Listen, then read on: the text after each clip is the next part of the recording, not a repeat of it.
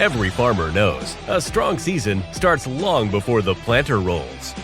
At Landis, our agronomists are here to help you choose the right seed for your fields and protect it with acre-edge seed treatments that give your crop a stronger, healthier start. And with flexible financing options, it's easier than ever to plan ahead, manage cash flow, and capture early season savings. Talk with your local Landis agronomist today and plant with confidence. This is Charlie. Half of his breakfast always ends up on the floor. And he leaves fur everywhere. That's why I grabbed the Bissell Power Clean Fur Finder. It's cordless, powerful, and actually finds fur you don't even see. Learn more at Bissell.com.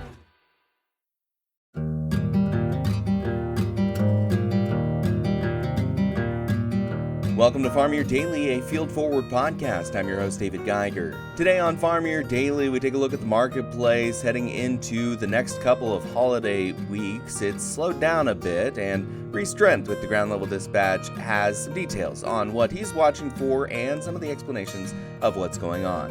Please be sure to like and follow the podcast as well as our social media at Field Forward Pod. We would love to have you join our community, keeping folks informed about what is affecting our farmers. This is Farm Year Daily.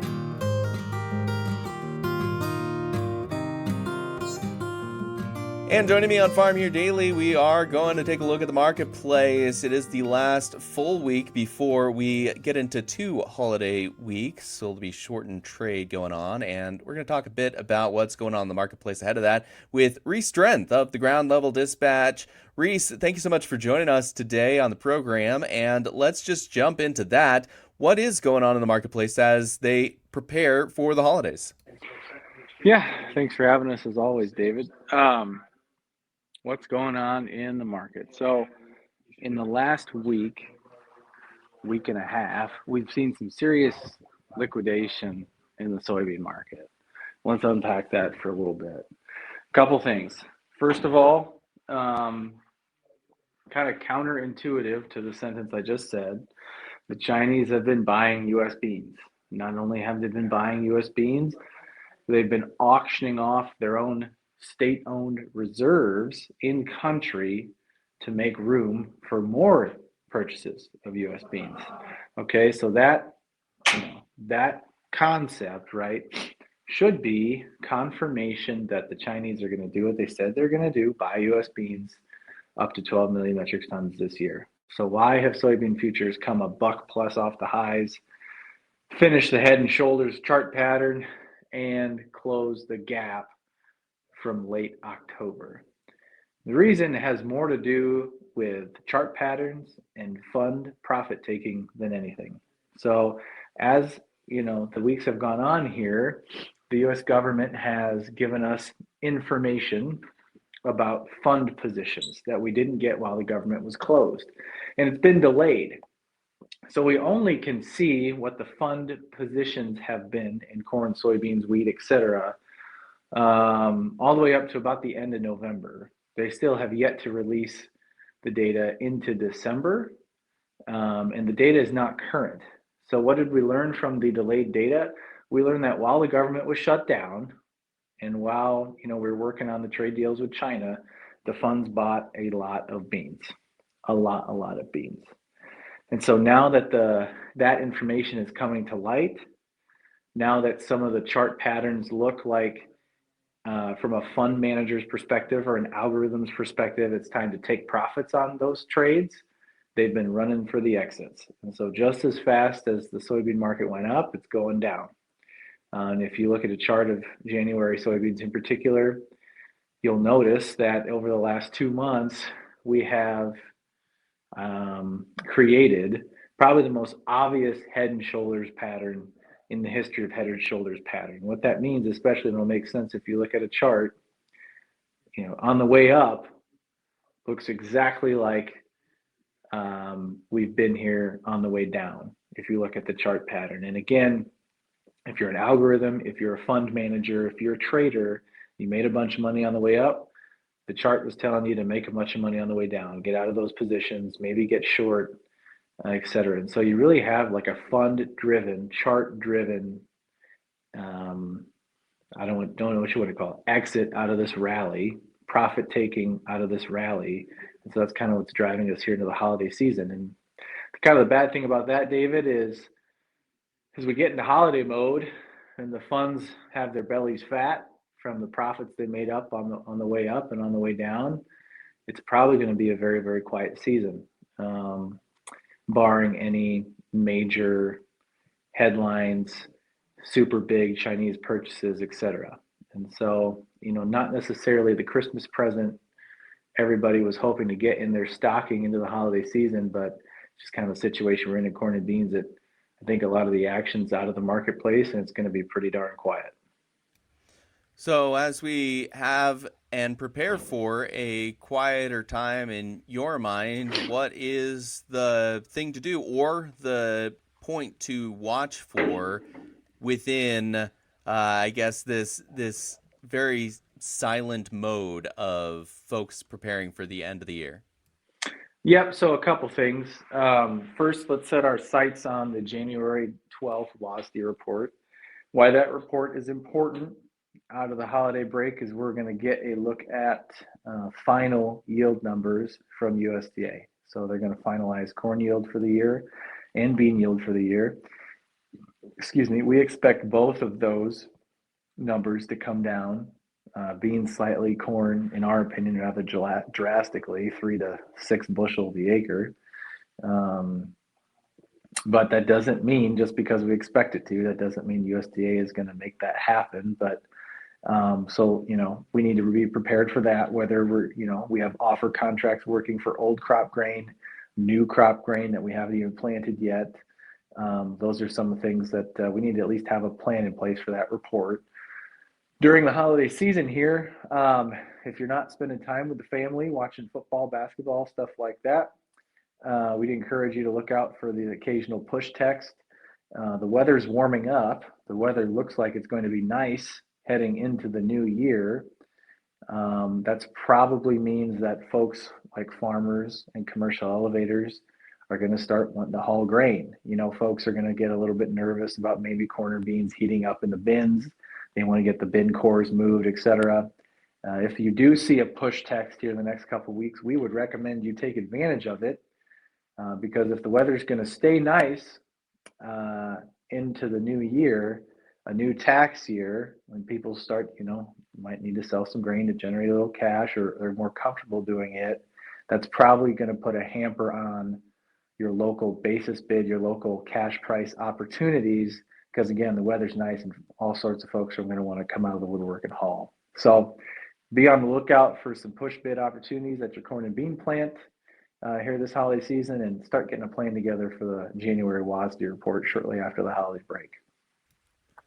Reese, anything you're looking forward to then in the new year? What's kind of the point to watch for January as we do enter a new month and wrap up these couple slow weeks entering into the holidays?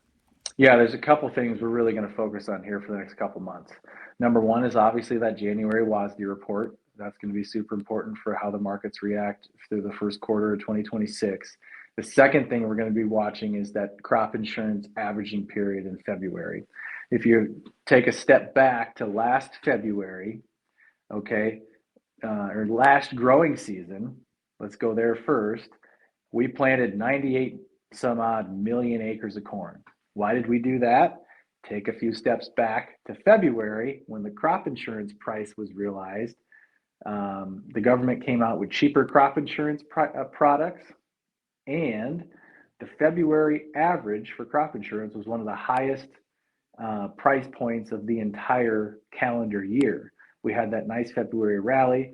Basically, you combined a February crop insurance price that was impacted by a rally with cheaper crop insurance, which gets it, in theory, you have a cheaper premium and on a revenue guarantee. That's how crop insurance works. It was about, anywhere from $850 to $1,100 on corn, depending on your APH.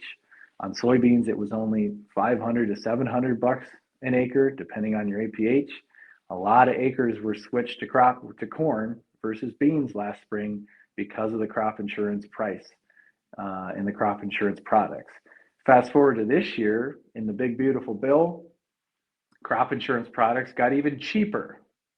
Okay, so if today the February average closed at current December futures, we would make the argument that even though a bunch of corn acres got planted last year, and history would tell us that some of those acres, a lot of those acres need to be rotated back to beans. Again, if the crop insurance prices were determined today, a lot less acres would switch from corn to beans this year, and you'd have a lot more corn on corn just because the insurance products got cheaper again, and the revenue guarantees are much better for corn than they are for soybeans. So we're going to be watching that very closely in February, because that's going to lay the groundwork for how many acres of each commodity is going to go in the ground this spring. And again, if it were to if it were to close today, we'd actually probably surprise ourselves with how, in our opinion anyway, with how many corn acres are going to be planted in this country versus beans. That's just the world we live in, and especially since the crop insurance products got even more inexpensive this year versus last year. So how does that impact grain prices going forward? We'll see, but we're going to be focused on that come February too, and that's going to generate a lot of our decision making as we move throughout the rest of the growing season and through the summer months into harvest. Reese Drenth is with the Ground Level Dispatch. Reese, if folks wanted to try to start out a new year with some daily, twice a day information and market analysis of what you guys are up to, there's going to be a link in the description of this podcast to check you guys out for a month free trial. And if they did so, what would they be able to find? What would be some of that information they'd get? Yeah, you bet. So Ground Level Dispatch, like you said, we try to put out grain market and maybe some input information twice a day, once earlier in the morning, once towards the later afternoon, evening. And then we do put out 1 to 3 monthly longer form editorials on Sundays throughout the month, talk about anything from input prices, our opinion on futures markets, all sorts of odds and end topics. We talked about the railroads, we've talked about John Deere's financials. So try to keep everybody informed, maybe on some unconventional stuff too. So give us a try. We'd love to have you. Reese Drenth with the Ground Level Dispatch. Thank you so much for joining us on Farm Here Daily. You bet. This is Farm Here Daily, and we're going to take a look at the marketplace now. And on the Thursday market close, March corn was up 4 cents, 4.44.5, with May rising 4.5 at 4.52 1/4. Soybeans in January 6 cents weaker at 10.52 1/4, with March falling 6 3/4, 10.62. Soybean meal in January 20 cents a ton in the green, $298.40, while January soybean oil was 2/5 of a penny weaker at 48.11 a pound.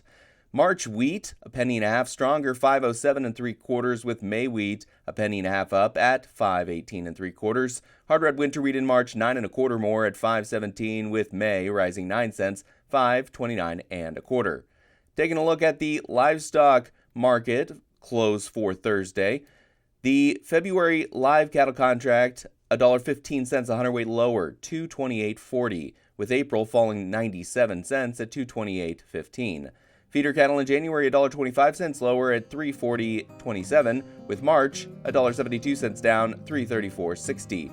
Lean hogs in February $1.12 higher at $84.12, with April rising $1 at $88.95 a hundredweight. That is the Thursday market close. This is Farm Here Daily, a field forward podcast. Thank you so much for listening. Again, in order to continue to produce this type of local content, we would love to have you join our community, so please follow the podcast as well as our social media channels at Field Forward Pod. You can also find me on social media at Geiger Reports. Again, I'm your host, David Geiger, and I'll be back again tomorrow, everybody.